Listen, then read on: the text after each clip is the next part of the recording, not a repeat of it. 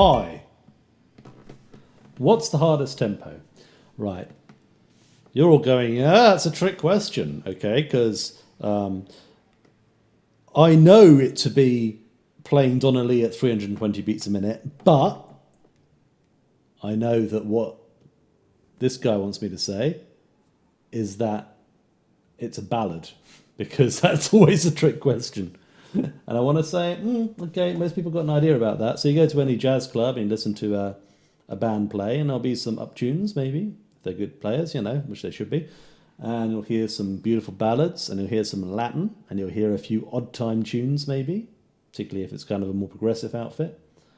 But you probably won't hear too many medium swing tunes. So I say medium swing is actually really hard because people seem to avoid it a little bit like the plague. Perhaps I'm wrong.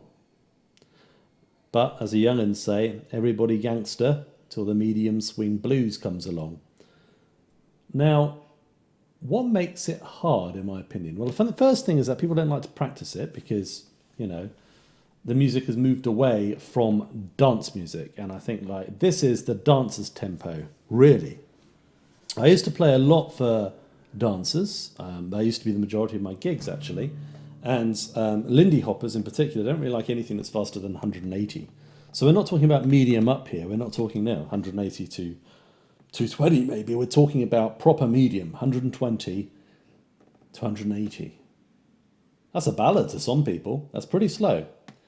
And to work out how to play on that is a different exercise from playing a medium up tune. I'm just going to give you a medium up rhythm changes now, and you'll hopefully hear what I mean. So let's play some rhythm changes stuff.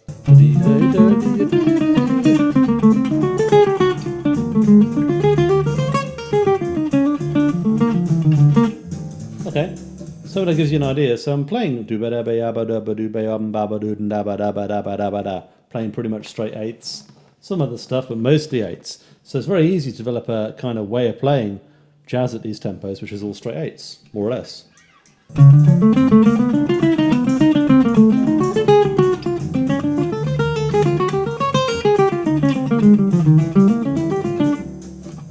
For instance, okay?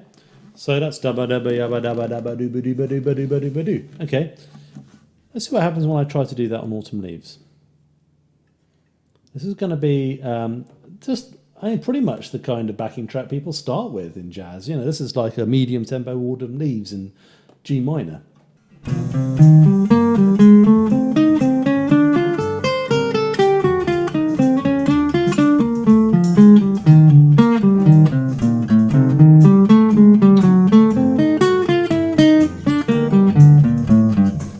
Oh, that doesn't sound right at all. Okay, so if in the sophisticated hands, what I'm doing here could actually work as what we might call an implied double time.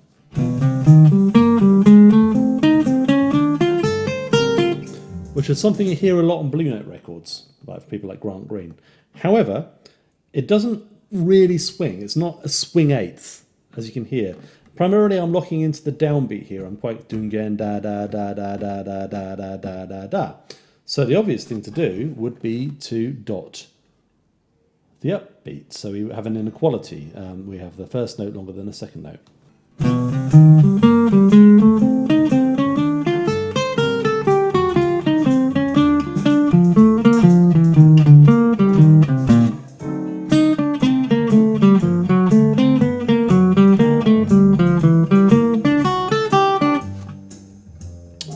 That can sound a bit corny, okay? There are players that make it work really well, such as Wynton Kelly, for instance.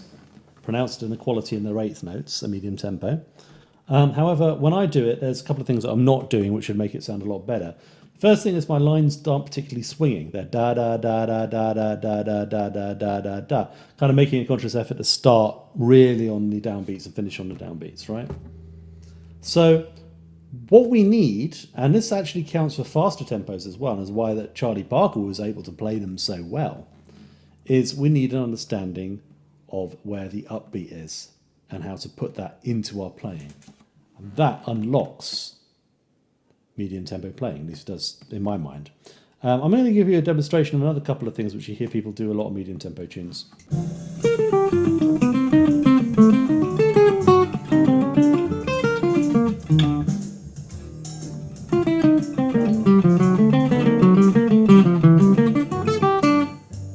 here's another thing.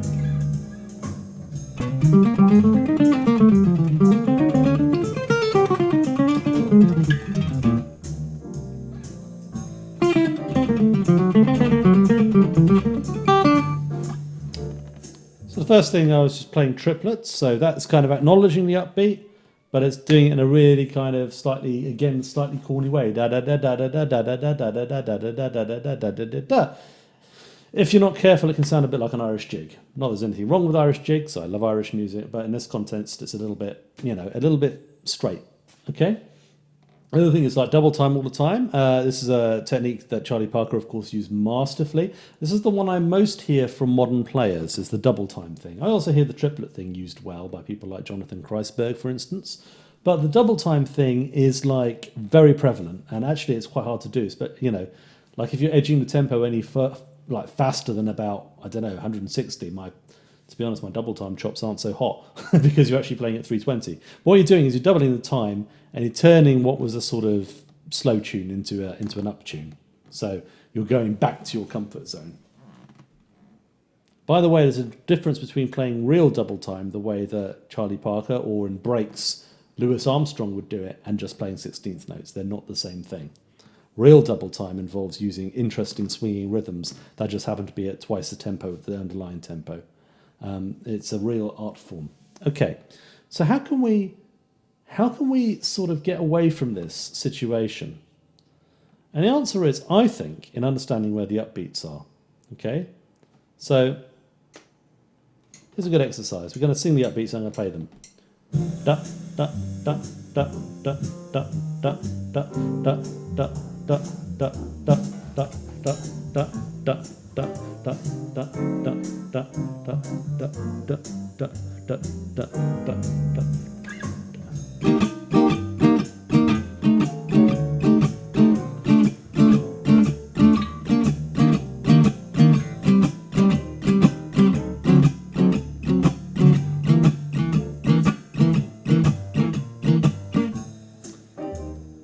Kind of almost like a little bit like a Fats Domino sort of thing. So this isn't jazz, but Fats Domino's brand of rhythm and blues, very closely connected to jazz. It swings. It comes from New Orleans, right?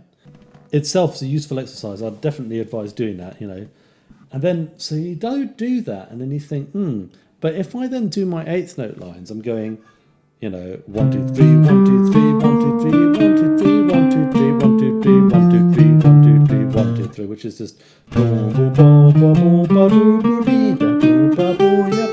it's just the same old stuff which I was doing before, and it sounds corny and it sounds lame, and that's why I hate medium tempo tunes. Which is often a response. So how do we get out of this terrible triplety doo-dee-doo-dee-doo-dee-doo-dee-doo-dee-doo twee thing? And the answer is understand where the accents are. So for instance, if I take a simple rhythm such as a Charleston. So Charleston is 1, 2, 3. So it's a beat 1, 2, and 3, 4. 1, 2, and 3, 4. Okay. So if I do it straight, 1, 2, and 3, 4. 1, 2, and 3, 4. Okay. So it's a note on the 1, and it's a note in between the 2 and the 3 on the upbeat. If we swing it, 1, 2, 3, 1, 2, 3, 1, 2, 3, 1, 2, 3, 1, 2, 3, 1, 2, 3, 1, 2, 3, 1, 2, 3, 1, 2, 3, 1, 2, 3, 1, 2, 3, 1, 2, 3, 1, 2, 3, 1, 2, 3, 1, 2, 3, 1, 2, 3. Okay, and you can hear boom, boom, ding, ding, ding, ding, boom, boom, boom. Such a common rhythm. Hear it in drum parts, hear it in piano parts, all sorts of things. Okay, it works as a very good basic comping pattern.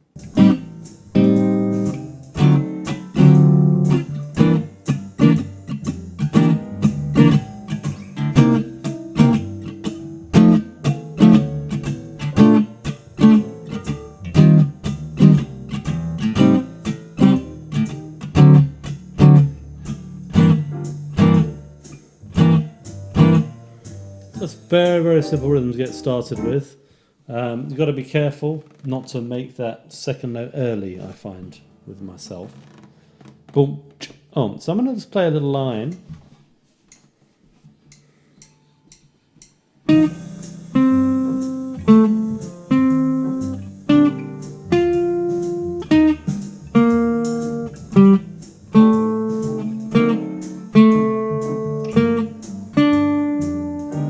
Okay?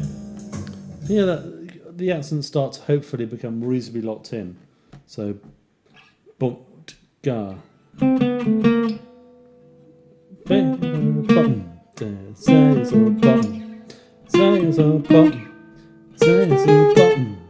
Button. Say so button. Okay, so I've got an accent now which is on the Charleston. But, and I've got some passing tones.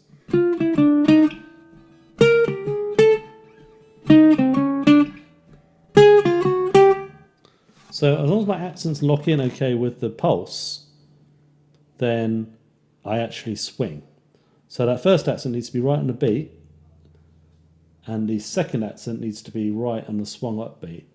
But everything in the middle can kind of be quite relaxed. Sounds like this.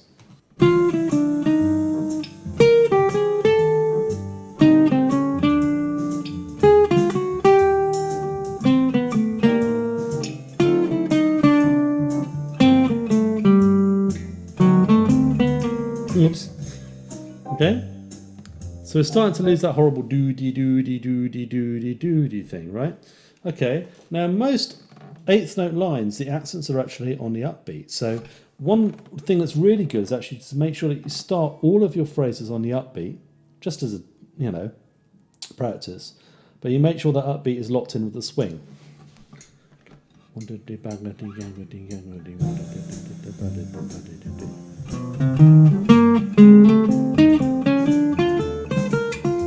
Yeah, how I'm accenting the upbeats in the line. You can actually practice your scales like this. 1, 2, 3, 4. Let's see if I can actually play a G major scale.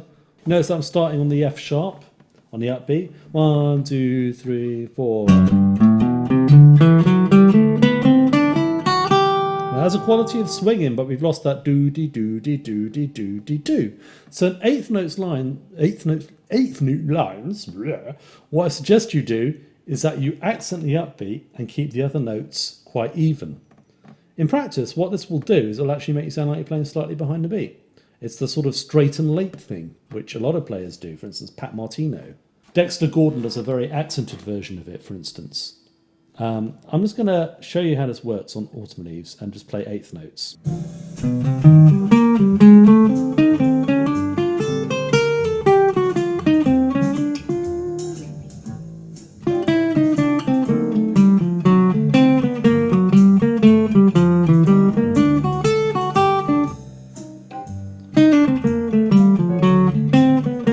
Okay, I couldn't help myself. I did a little double little triplet embellishment there. We could even go you could even do a little 16th embellish, which is that thing. 1, 2, 3, 4, 1. 1, 2, 3. That's the 16th note version. The first version was the triplet. And these little triplets should actually be placed on the beat. So then you get a little push-pull in your line, which is very bop.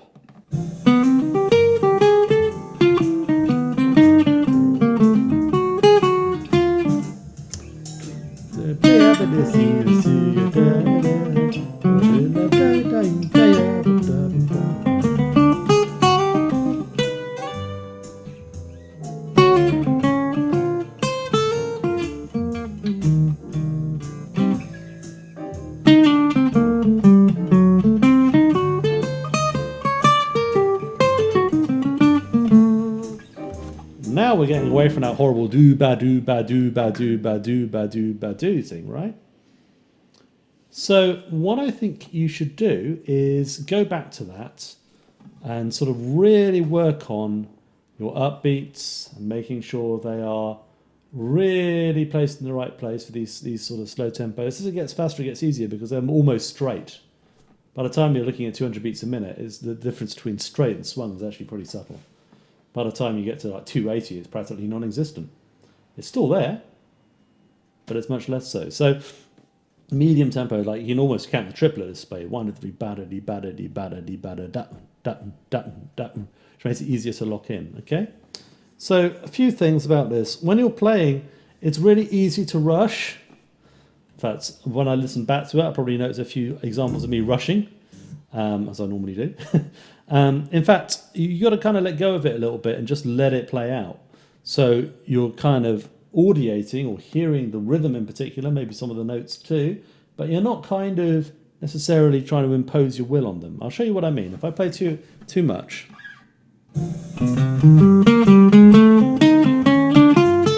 I usually edge in front of the beat, right?